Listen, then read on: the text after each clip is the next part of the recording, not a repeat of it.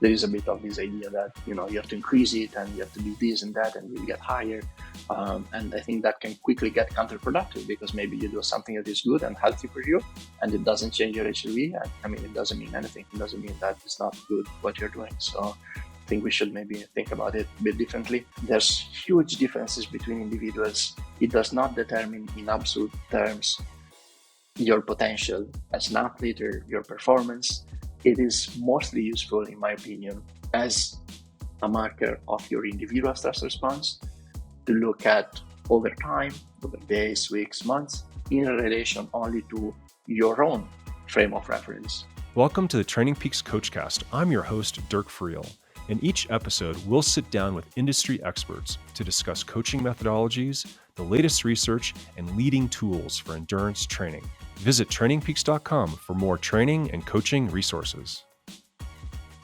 My guest today on the Coachcast is Marco Altini, who is a scientist and developer working at the intersection between health, technology, and performance. He has a PhD in data science, a master's in computer science engineering, and also a master's in human movement sciences with a specialization in high performance coaching. Marco started HRV for Training mobile app in 2012, and he is also currently a data science advisor at Oura Ring. In particular, he is working with Oura on the development of a sleep staging algorithm. Hope you enjoyed today's episode and can learn how to better incorporate HRV into your training routine. Marco Altini, thank you so much for joining me on the podcast today, all the way from Italy. So cool. I love watching the Giro. I watch it every day live. So welcome to the podcast. Thank you. Thank you so much for having me. My pleasure.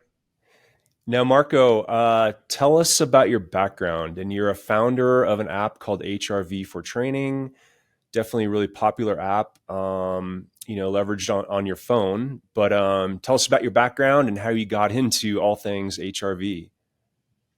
Yeah, for sure. So I have background actually in computer science and engineering. And I did a PhD also in data science and using physiological data to try to understand what is happening basically in the body in terms of stress or energy expenditure or VO2 max estimation, all sorts of things that now are common in wearables. So many years ago, about 15 years ago, I would say, when these things were not common, I was fortunate to end up in a research institute where they were developing prototypes of wearables to measure all these things from the body. As a computer scientist, I thought, wow, this is really interesting, right? You can do things with data collected from the body instead of just computers. So that's how I got interested, I think, in these kind of things.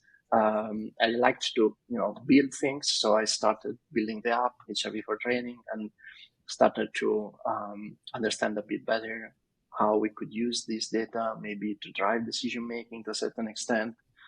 Later, over the years, I also thought, hey, I'm working a lot with physiological data and athletes and teams and stuff, but I don't know anything about these things. Like my background is a bit different and, I'm trying to learn here, but maybe I should also learn this better. So I went back to university and I studied also sports science and high performance coaching and these kind of things. So right now I try to spend my time in between these fields. So the technology and the physiology and the applied physiology, I would say mostly. So how you can actually use the tools. I work, I would say, in between these fields and try to build things that people can use or to just, write about them and communicate things in a way that maybe is a bit more transparent than what companies normally do.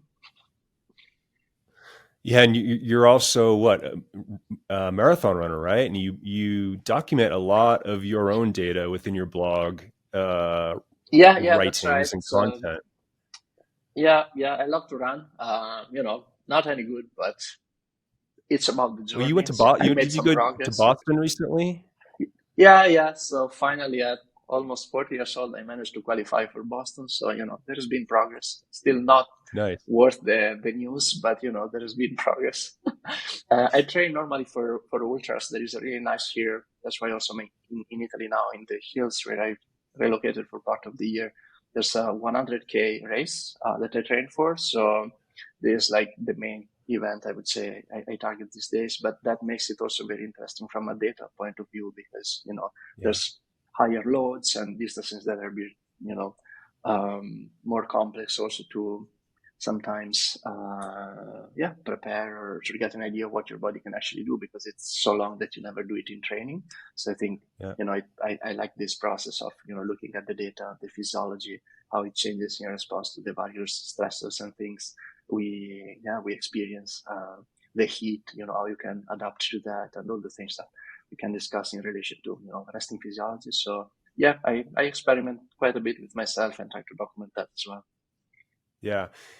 I mean, it's so ubiquitous, it seems these days. HRV, in terms of just syncing from so many of the wearables, is just like automated now. And we certainly have probably hundreds of thousands of athletes within Training Peaks where the data is just syncing into their accounts automatically or from Apple Watch or any number of different sources. Can you give us a brief history of HRV itself? Where did it start? And then and the progression of it, and what does that kind of time frame look like from beginning till today? Yeah, for sure. Well, HRV, I think it's been um, investigated, let's say, for a very long time, meaning, 50, 70 years since we had, ways to realize and measure that there were differences in how the heart was beating, meaning that it wasn't always beating at a constant rate. It was, somewhat modulated, right? Maybe sometimes it was beating a bit quicker and then slower, even just doing different breathing cycles. And like these differences were not random, but where they were associated to maybe the stressors that we were experiencing and things like that. But until very recently, HRV was mostly used as maybe a marker that you use to cluster groups of people in different groups, like we do for many different things. We say, okay, people that maybe have a chronic health condition, certain disease, we look at their HRV and we know, okay, their HRV has to be around this value, maybe a bit lower than these other people that are healthy. But we didn't have the technology to actually look at the individual and how does the HRV changes for this person over time in response to different stressors. That is what we do today and what we've done maybe, let's say, in the past 20, 25 years from a research point of view, and maybe in the past 10 or 15 tops from a consumer technology point of view. And maybe in the last 5 or 10 with the explosion of wearables and everything that is measured now passively and is automated this way. So people figured out that HRV was a useful marker in the context of the stress response, right? So the basic of the physiology is simply that this variability that we see in heart rate, right? Even if your heart rate is 60 beats per minute, it's not going to beat every second. There is some variability. That variability is, when we measure it under certain conditions, controlled or modulated by the autonomic nervous system, and the autonomic nervous system is modulating heart rhythm in response to stress. So you see there are a couple of steps. It's an indirect way to measure stress. We experience stress, the autonomic nervous system responds. We cannot measure stress. We cannot measure non-invasive autonomic nervous system, but the cascade of events will impact your heart rhythm. And I think all of us are used to know that, okay, we realize that when we are stressed, our heart rate is a bit higher, for example, right? So we know, okay, maybe we have to give a talk or we have another stressful event, and we realize that, okay, we feel that our heart rate is higher. We cannot feel really our HRV because it's just these differences in time between consecutive beats. It's a bit more complex to estimate or to measure, but that works in a similar way, but in the opposite direction. So in these situations, our HRV will be suppressed, reduced, and that's why it can be a useful marker in the context of measuring the stress response to training or other stressors. It's just an indirect way, easy to measure, practical, non-invasive, to capture your stress response. Yeah, and it's so HRV has more value over resting heart rate because it's more sensitive than resting heart rate, you might say? Yeah, that's how I would put it. Yeah, so both are impacted by our autonomic nervous system, but when we look at heart rate, often the changes are very small. So if everything is fine and we experience training stress, but there is nothing dramatic, we're not getting sick or anything like that, then it might be that on a day-to-day basis, the differences in heart rate are very small. Maybe there is one bit of difference. It's differences that we cannot really often use in actionable ways. With HRV, as I said, it's a bit more sensitive. That means that if we have, a stress response to training that is not great, but still we are healthy and doing fine, we might have a suppression that is quite large with respect to our normal HRV, and that signals that, hey, maybe we need to pay attention here because we haven't renormalized as quickly as we normally do, and we can see that better in HRV with respect to heart rate. Okay, so it doesn't know it isn't measuring the stress, but it's your how you, I guess, process the stress and how you're reacting to the stress. But do you see different stressors affect HRV differently? Can they be isolated, for example? So at the extreme level, does a bad night's sleep in lower HRV, or Yeah, does, I mean, again, like alcohol, right? Can you isolate these and actually see direct effects from one day to the next by changing an individual stressor? yeah, that is so complicated Mm, because it's just an overall marker of stress, right? A global yeah, marker of stress. That's even in the context of training. We use it a lot in the context of training. I think training is a good application simply because the stimulus, the stressor, you can play with it, right? You can right. adjust it, you can reduce intensity, you can do things. While with other stressors, maybe, something is wrong at work or, you're getting a divorce, like all sort of stressors that maybe you don't have so much control over or you cannot make so easy daily changes. And that's why in life, maybe it's a bit more difficult to use the data, while in training is a bit easier. But this doesn't mean that training will be the stressor that shows up there. You mentioned a few, there can be alcohol, there can be poor sleep, other things. Everything will be there to the point that even the same stressor, the same training session might result in a different response because the rest of the context might be different. Maybe you were traveling or maybe you had some work stress or other things. So we need to remember it's just an overall marker of stress, which I think, it's not really a limitation. It's more of I think, a strength because eventually we can only take so much stress, right? Our capacity to handle stress is not unlimited. So we have a marker that says, hey, this is more or less how you're responding to stress. I will just add one thing because you started with a great point that I think is often missed. That is, hey, when we look at HRV, it's not stress that we're measuring, but if we measure it at the right time after a few hours, we look at your response to stress.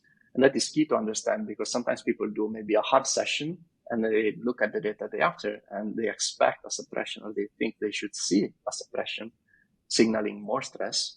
But actually, if you responded well to that stimulus, then your HRV should be perfectly normal. And indeed, in professional athletes that have, a good training plan, know what they're doing, apply the right stimulus at the right time, typically the data should always be within their normal. It should not be suppressed. And it does not mean that they don't train hard, right? If Right. you have a suppression, typically it's just because something went wrong because your response was not good, not that you have experienced, a more important or meaningful stressor. Right. The assimilation of that training session and how well was it absorbed, if you will, going into the next day.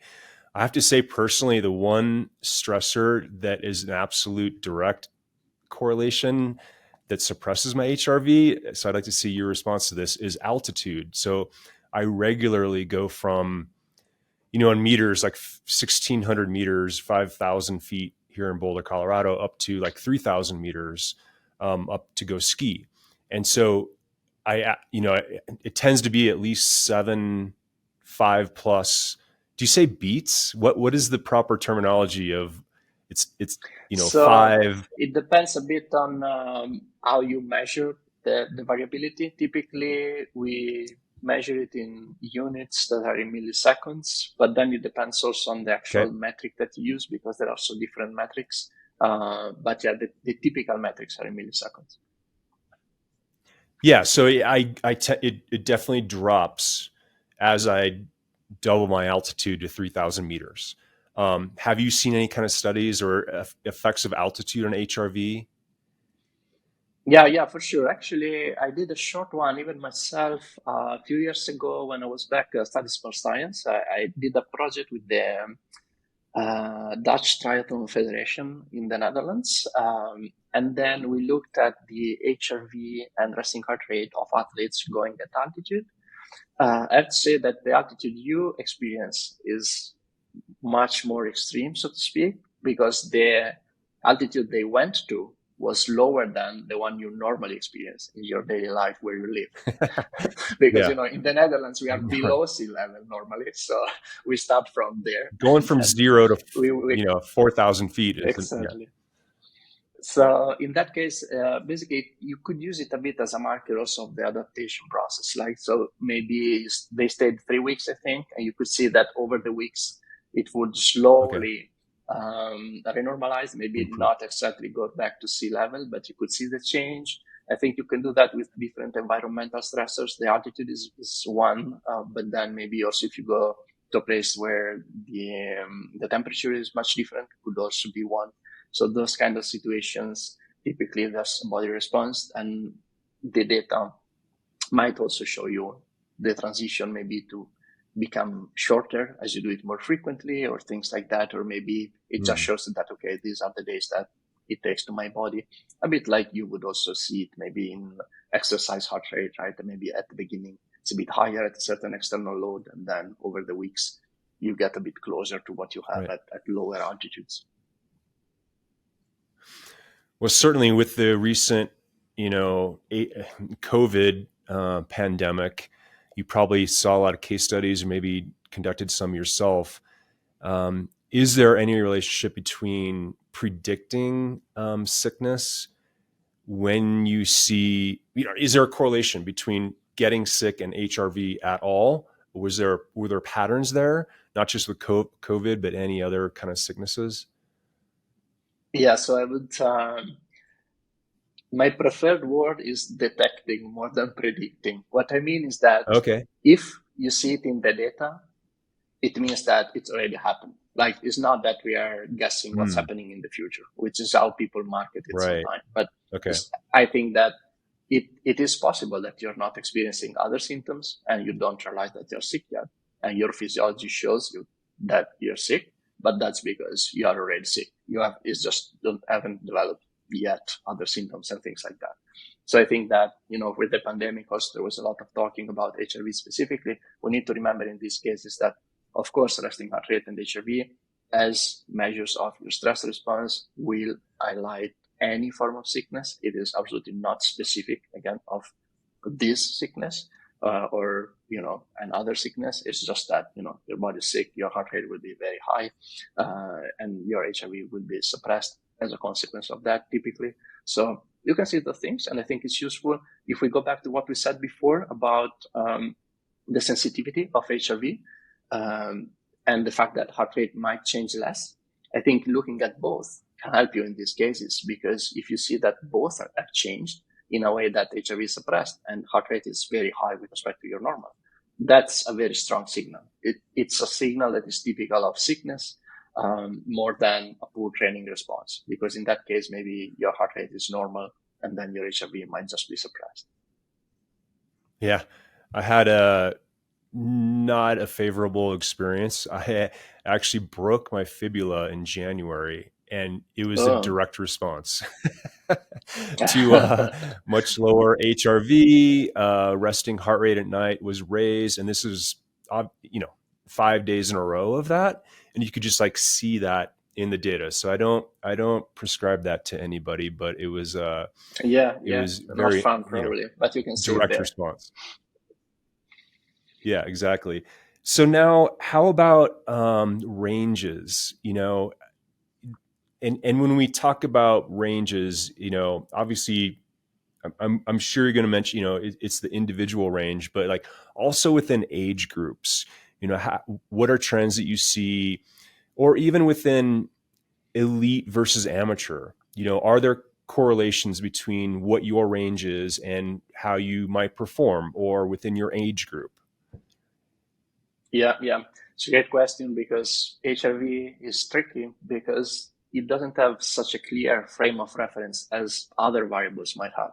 So, you get some, I don't know, some blood tests and you know that this is good range for the population, or you just measure your blood pressure. And you also know that, here you are pre-hypertensive, here you are fine and things like that. And, we Right. can debate if that's also, the way things are, or if we are, maybe we should be more focused on narrower ranges and individual values, but still, that's how we are used to working in many situations. And with Yep. HRV, it's not really like that because um, there is a lot more variability between people.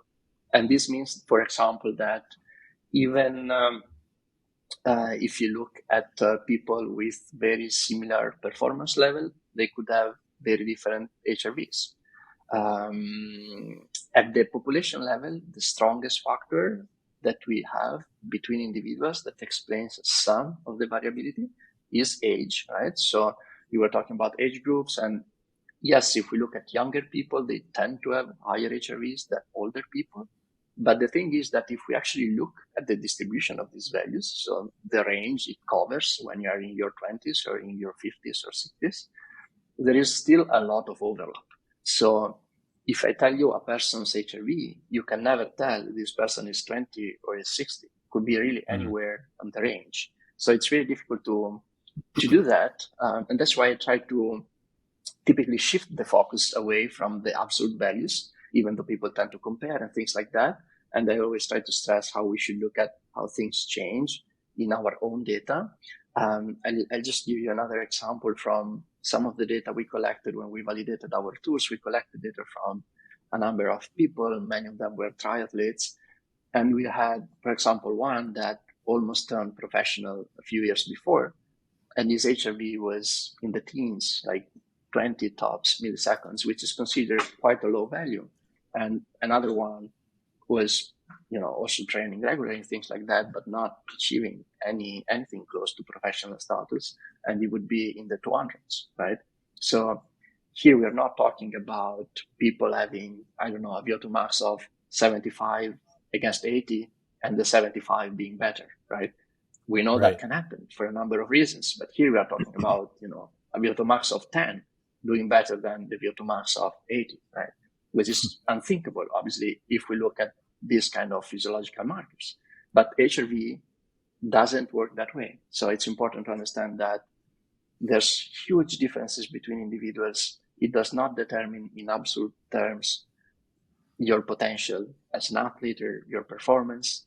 It is mostly useful, in my opinion, as a marker of your individual stress response to look at over time, over days, weeks, months, in relation only to your own frame of reference, not to, population level values, even though there are some of these population level differences, like the data slightly decreasing with age and things like that.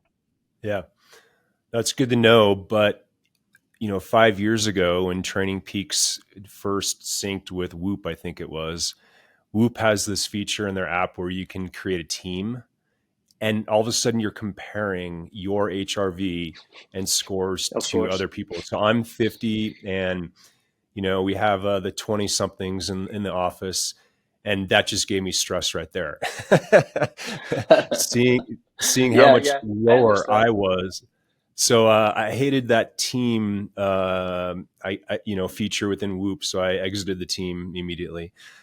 So yeah, I mean, certainly we always, as humans, want to compare. We're athletes. We want to always compare. We're all, that's just a natural on the group ride. What's your HRV? What was it like? Mine's suppressed, whatever. But you really have to like take that into account, that you can't compare one to another. um, so this might be a good time to talk about what, in terms of ranges. So it's not per se that change day to day, excuse me, but more, am I out of range or in my normal range, correct? And Yeah, how does that's right. that range get defined? Is it plus minus 10, or how does it figure that out?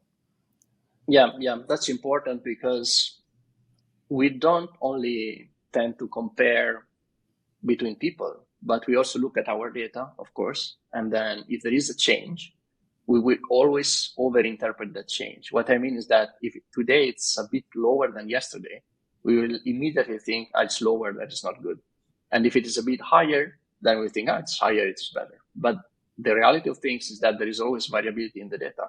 And a lot of these changes are completely meaningless. So once you are within what we call the normal range, then there's always variability also there. But the only thing you can derive is that everything is normal. A bit higher, a bit lower, doesn't matter. The way you determine basically how wide this normal range is for an individual can only be done based on their historical data. So if your data doesn't change much over time, your normal range will be narrower. If my data changes a lot Okay. over time, then it will be wider.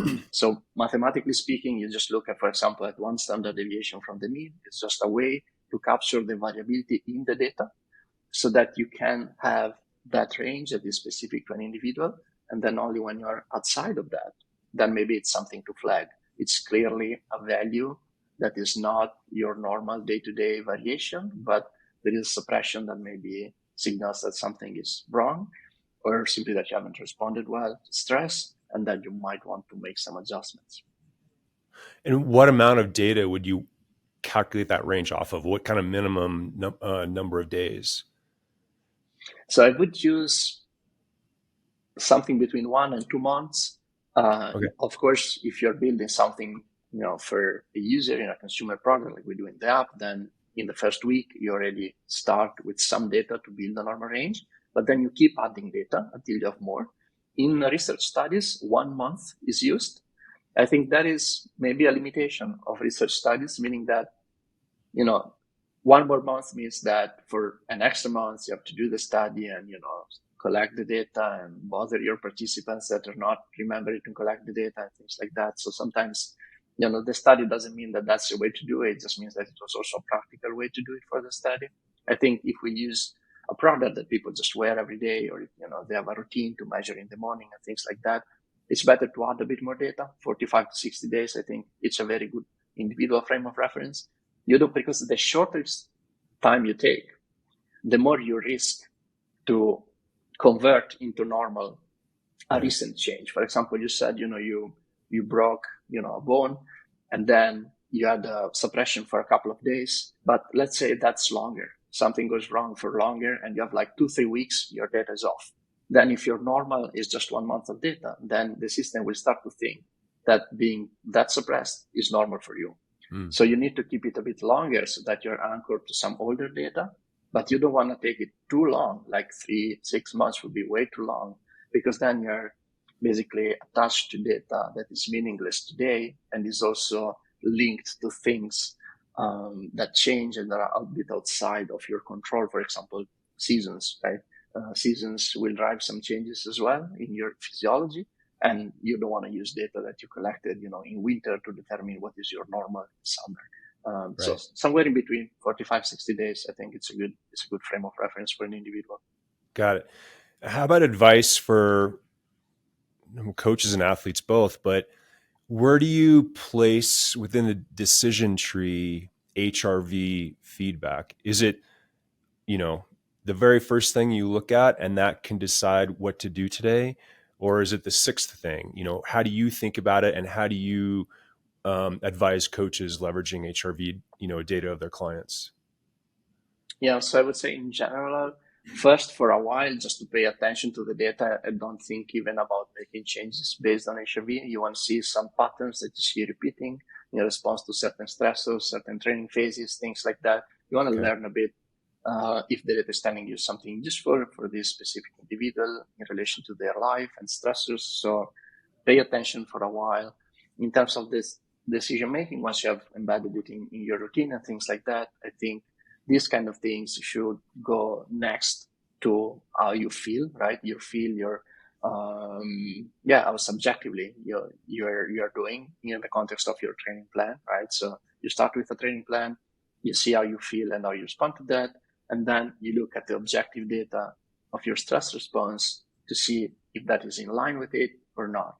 I try normally to really look at it a bit high level, like not day to day adjustments, and you don't need to tweak things all the time. If you feel good, there is a suppression in HRV. Again, it's a very sensitive marker of stress. It could be anything.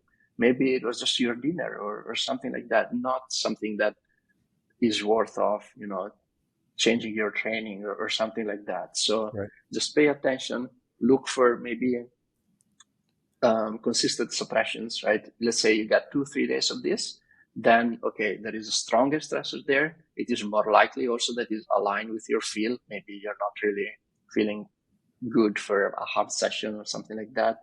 And then it's just, again, additional feedback, that objective feedback that allows you to be a bit more confident about making some changes here and there. I would say that the research has also moved in this direction. Like the early studies would really use the daily value to plan changes. So a daily suppression, we reduce intensity in training. While the new studies, they look at your changes in your baseline, which would be the weekly average.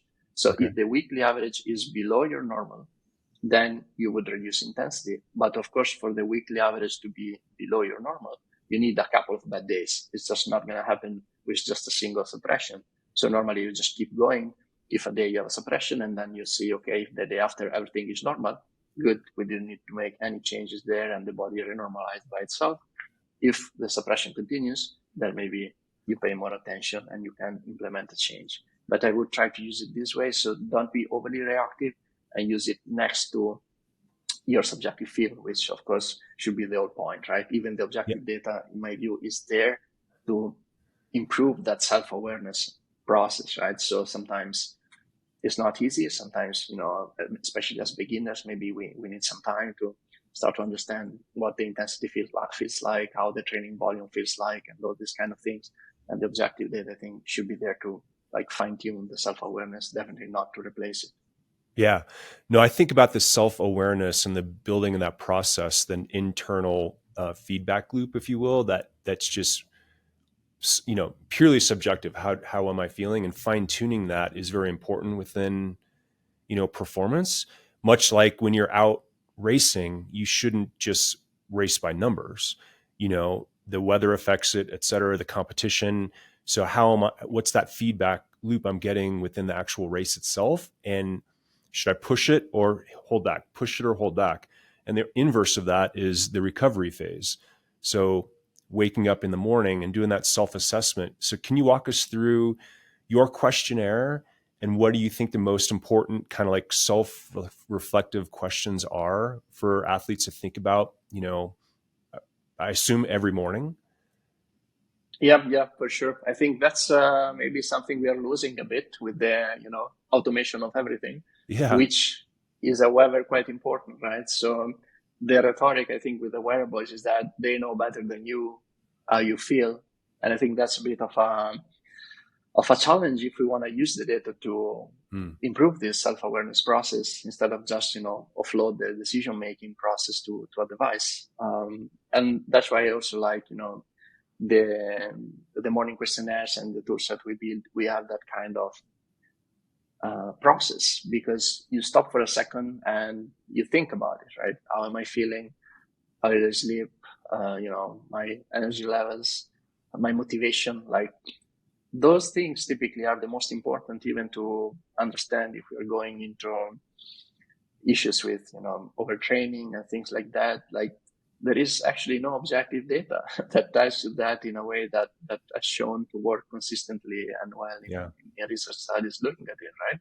But it is always associated with poor motivation, poor mood, and little energy and things like that. So stopping to think about these things before you look at the data, and then seeing if that's aligned with your data or not. And it's fine if it doesn't sometimes, right? It's not so simple.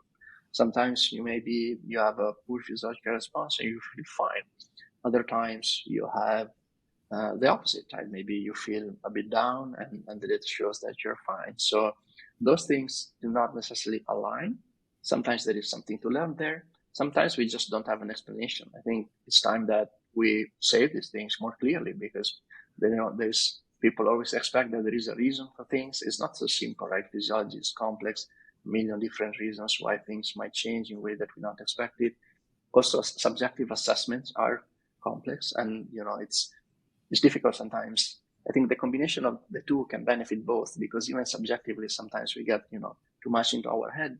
It's difficult to understand, when is it that you should power through, and when is it that you should, maybe take a break, and Yeah. what's also, the people you train with, or your coach, or your environment, all of that will shape a bit also how you behave. So I think the two things together can work well. That's why I like to have the objective piece and the subjective assessment. And then, in my opinion, eventually, the subjective assessment should be, what determines the course of action, but that can be, fine tuned over time using the Yeah. data. I think the same is when you train, right? You were saying before a bit, when you race and heart rate and things like that. Heart rate during exercise is also the same. It's not there to drive every decision you make. You're not gonna, you shouldn't, at least I think, change, every minute of your workout, because your heart rate is a bit higher or a bit lower and things like that. But if you look at it over time, as you build up your training over the years and things like that, it can give you feedback that allows you at a certain point to do the same things without heart rate. So the point is that you improve that self-awareness by using data, without becoming dependent on it. Yeah, it's like every single day is a new science experiment, and you're gaining more and Yeah. more experience again with yourself. And hopefully you have that coach to have that objective kind of like outsider view as well. Yeah. But you start to see the trends. And I had a late dinner last night in a restaurant, and it was a steak place. So I had a big steak and I had a glass of wine, and you see the effects of that the next day, and you feel that maybe first, and then it may be reinforced with the HRV data. But now the next time you're like, oh wow, I am going out again tonight. Maybe I won't have the steak, I'll have the fish, you know. So you just keep fine tuning that loop and that science experiment on yourself, which is ever evolving and always changing. So never finding an end to it. Yeah. That's kind of the beauty of athletics. Exactly. Yeah, because you're never the same, right? Even if it is the same stimulus, then maybe you're in different condition, and it doesn't. Even when you go at altitude every time, but then again, maybe it's a different months, it's a different phase of your life. There is different other stresses. So I think if you have the interest in looking at these kind of things, there is always something, worth looking at. Yeah. And you mentioned your questionnaire which is within HRV for training. You get prompted to do that when you take your reading. We should mention that all of that as well gets synced over to Training Peaks if you've paired your accounts. So the motivation, the quality of your sleep, all of those subjective questionnaire answers get loaded into Training Peaks as well. So that's a nice feature to have.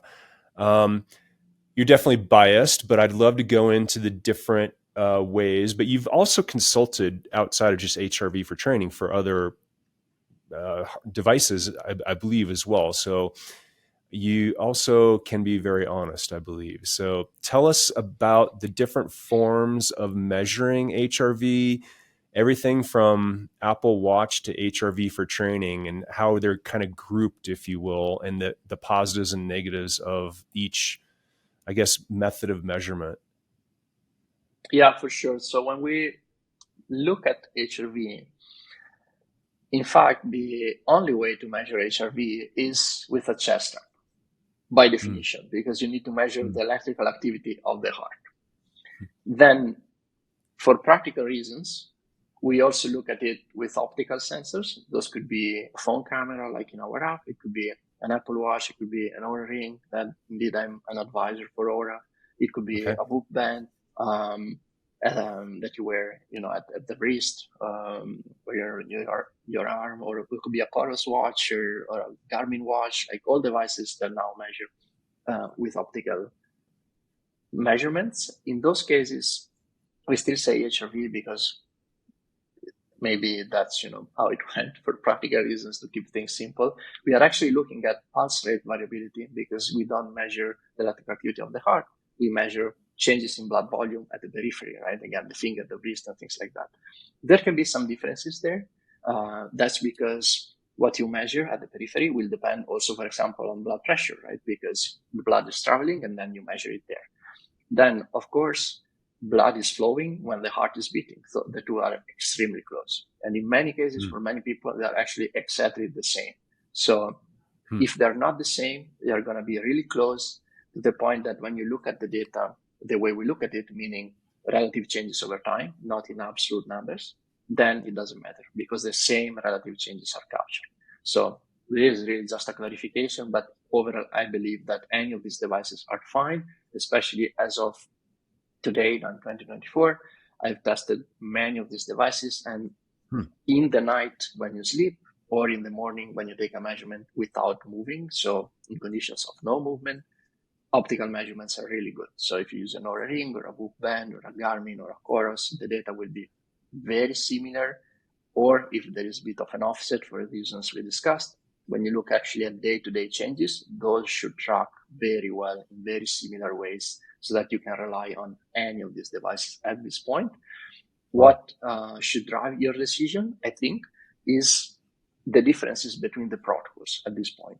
Apart from your preference in terms of, hey, I like a ring or I like a watch or I like this or that device, of course, that matters. But there are a couple of differences in the protocol, meaning if you use the device to measure in the night or if you use it to measure in the morning, there are some differences there that I think are worth mentioning. But the device itself, I think all of these devices are pretty good at this point when you measure, again, not moving. So as you sleep or in the morning when you just take your time to take a measurement while resting, they're really good. And the technologies have improved so much in the past few years that I would think that, even others that try to do the same should be able to do it in similar ways, even though, again, they always need to be validated because you never know. So never trust a device that is not being validated. But once it has been checked that it can measure these things with respect to an ECG, then typically they are good to go. In terms of the protocol, the main differences between morning and night, and of course there your preference also plays a role. Again, it's not just the form factor, but it's also, hey, do you like to wear a device during the night, or do you like to take a measurement in the morning, or maybe you forget, or maybe you have all sorts of reasons not to take a morning measurement, small children or what else, many reasons why one protocol or the other is more practical for you. And eventually you want to use something that is also practical, because if you don't collect the data, then there's no point doing this, right, with one data point per month. But if any protocol is fine for you, then the differences will be the following. So if you measure in the night, obviously that happens before the morning. So it's important to remember that simply because it happens before, then the stressors that you experience later in the evening before, they might show up in your night data and not in your morning data. And that would mean that the night is just maybe a bit too close to the stressor. So if you work out in the evening, or if you eat late and things like that, it is perfectly normal that it takes time to your body to renormalize. And that is not a problem. It's just a normal stress response. That is why HRV needs to be measured far from the stressors. You want to see how you respond. It is normal for your data to be suppressed while you experience a stressor, or after you have experienced the stressor for a couple of hours even. Perfectly fine. Your body needs to deal with the stressor and renormalize. So if your routine is a bit different and you always eat very early, never exercise in the evening you're just reading a book and you're not stressed, in those cases your night data and your morning data might be very well aligned. But if you have more evening stressors, then your night data might show those, and that data becomes more reflective of your behavior than your readiness to train the following day.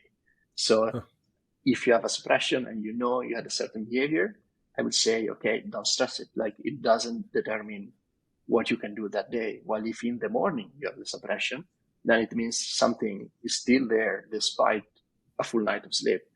So something, in your body, a stress response is not being good, even if you measure, 10 hours later, the stressors. And so that is more representative of your day ahead. So that is a difference that is important. And again, I don't even think that it's necessary one way is better than the other. It's just that you need to be aware that there are these differences because how you use the data is a bit different. So for me, I look at both. The other aspect that matters in the protocol is the body position. Okay. As we measure in the night, of course, we are lying down, so we are asleep. And when you measure in the morning, you can also still lie down and take your measurement, but you could also sit up or stand up. And if you do that, there's also there research and evidence that if you take your measurement not lying down, basically you add what we call an orthostatic stressor. It's just a little stress because, you sit up and your body has to readjust to that, right? Blood volume is moving and things like that. If you do that, change body position and measure, your measurement becomes even more sensitive to stress. So for example, even if we just look at heart rate, I had the day I was acutely sick just for one day, right? So my night data shows high heart rate. My morning data when I sit up is maybe 20, 30 beats per minute higher than the night data because just the act of sitting up amplifies my response. And then when I do that the day after, when I'm not sick anymore, in the night, I've already renormalized. But if I measure in the morning after sitting, it's still maybe 15 beats higher than my normal. And the day after is 5 beats higher than my normal. So there I can see the trend in the recovery phase that I don't see in a highly parasympathetic state when I'm sleeping and basically I'm fully rested and my heart rate is normal. But if I stress the body a bit, then I sit. It's the same like you could say during a workout. Maybe if I go out and train, also my heart rate is elevated at a certain power or pace because, still sickness is a bit there. But you can see that also in a resting measurement if you just, change your body position and measure. So again, obviously, this requires that you do the protocol and take your measurement. And if that's not practical, you might rely on night data. But these differences, I think, are important to keep in mind. So your protocol is wake up in the morning, sit up, and then have your phone with you and do the recording for 1 minute, 30 seconds after you sit up or right as you sit up? Like, is there a lag time that you suggest sit up in bed and wait up for a minute and then do the measurement, or what are you suggesting there? Yeah, so normally I would say, about what you said, 30 seconds, something like that. I think the reason why I recommend sitting and not standing is that time is less important. So when you stand, there's a lot of stress, so to speak, a big change, and then the timing is key. So if you wait 10 seconds or if you wait a minute, it's an enormous difference. Well, if you sit up and, you open the app and get the strap or just use the camera or whatever, and it takes, 10, 15 seconds and you start doing it, totally fine. 30 seconds is also fine. Like those changes then are minimal. The only thing I would add to the protocol is if you need to go to the bathroom, just go before your measurements, then go back and you sit up and you take your measurements. And that's all. It's as simple as that. Okay. Got it. Super. And I'd love to get your feedback on all these new kind of recovery scores and body battery. They're all, it seems like they came out when HRV was really well adopted. And all of a sudden they're combining body temperature and HRV and resting. You don't even know what they're incorporating, right? Like, what does body battery mean? So have you seen any of these recovery type scores, body battery metrics that you see good value in, or are they just sort of like just the black box? Yes, I think we have some issues there that it's important that we understand. One is when we look at this, maybe the readiness and recovery scores, so the ones that are still, provided from night data or morning data, similar to HRV, that they incorporate HRV. But one of the issues we have there is that they also include your behavior typically. For example, how much you slept, right? So both, Whoop or Garmin, I think all of them, like your sleep time will be part of the black box. And that is, I think, a problem because especially as athletes, when you look at this data, you look at it because you want to see how your body responded. But instead, when you look at this score that is marketed as something that tells you how your body responded, in fact, is using a genetic model that makes very simple assumptions about your recovery, regardless even of your physiology when it comes to your behavior. For example, you sleep less, automatically you will have a lower score. And you can actually test that, right? You go there in your app and you edit your sleep time, you make it shorter, and then you will have a poor score. Your physiology is the exact same. So I think as athletes, you really want to see how your body responded.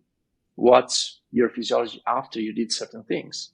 But these scores make assumptions that sometimes have even nothing to do with your physiology. It's just your behavior, and your behavior is not linked in a way that is so deterministic with the outcome, your recovery, or whatever you can do. So I think that's a big issue we have with this type of score, together with the fact that they can never be validated, right? Because readiness or recovery doesn't exist. So it's like, okay, we build these things, but there is no reference system to check.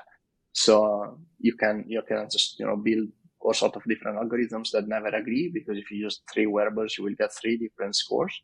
And that already tells you something, right? We said before, okay, if you look at your HRV, relative changes over time from multiple wearables, they track very well now, but the scores don't. So that also tells you that is something we are not really measuring. We are making up something that is not necessarily meaningful. I will just add one thing that I think makes athletes realize very quickly that they shouldn't spend too much time on these kind of things. That is that the assumption is that they can quantify your recovery, and maybe they know better than you and things like that, and they simplify the score, and they are accurate because they include all these signals, like you were mentioning, all the physiological signals and your behavior, things like that. But then, as athletes, we know very well that pretty much any day, the main limiter we have to do a certain session or to perform is muscle soreness, right? If I do a hard session today and tomorrow my physiology is normal, everything is normal, I slept great and so on, I'm just not going to be able to do it again tomorrow because I will be so sore from today. And there is no way any of these wearables can capture your muscle soreness. So how can they tell me my recovery or readiness if something so important to an athlete is not there? So that's why I always stress, okay, let's look at the physiology. There is something in there about your stress response. And then the rest, I think, unfortunately at this point, all of these devices build these made up scores. But I would hope that athletes and people interested in the devices use them to look at the data more and see how their body responds, more than to trust these made up scores that have huge limitations and depend heavily also simply on what they do and not really what their body is showing. Yeah, it seems like these scores don't have any context. They don't have your training plan. They don't have your history. Likewise, when you finish a workout and it says you need 3 days to recover from it, or the opposite I've had where you finish a great workout and it says unproductive. So you just automatically lose all trust. Yeah, exactly. Well, hey, are there any, wrapping up here, any misconceptions that you've seen about HRV that you see often in media or folks talking about HRV that you might be able to debunk here? Any thoughts on just misconceptions? Yeah. So I think some of them we try to address a bit with the idea of the absolute and relative scores. So when people start measuring HRV, they always think, hey, what's my value? It needs to increase and things like that. Not necessarily true. I would say, again, context matters. So if we are talking about an athlete that is already, active since many years, and maybe they pay attention to their diet and sleep and stress outside of training and things like that, it is unlikely that your HRV can change in absolute terms.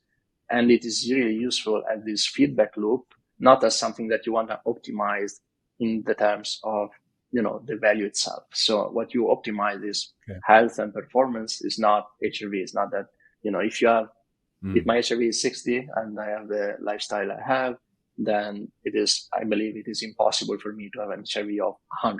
It's just, my genetics is just not that way. So I still use the data for day-to-day changes and stress responses. But I think when people start using it, often there is a bit of this idea that, you have to increase it and you have to do this and that and we'll get higher. And I think that can quickly get counterproductive, because maybe you do something that is good and healthy for you and it doesn't change your HRV. And it doesn't mean anything. It doesn't mean that it's not good what you're doing. So I think we should maybe think about it a bit differently. I think that's maybe an important one to stress again. Yeah, we mentioned that earlier. Don't be competitive when it comes to your HRV. Exactly. Exit the Whoop group. Exactly. Awesome. Hey, Marco, thank you so much. Everybody go check out HRV for training and sync it with Training Peaks. Great app. Thanks for all the awesome advice. And look forward to where we go in the future with all this. Thanks, Marco. Yeah, thank you so much. Pleasure to be here. Bye. Thanks for listening to the Training Peaks Coachcast. Visit trainingpeaks.com for more training and coaching resources.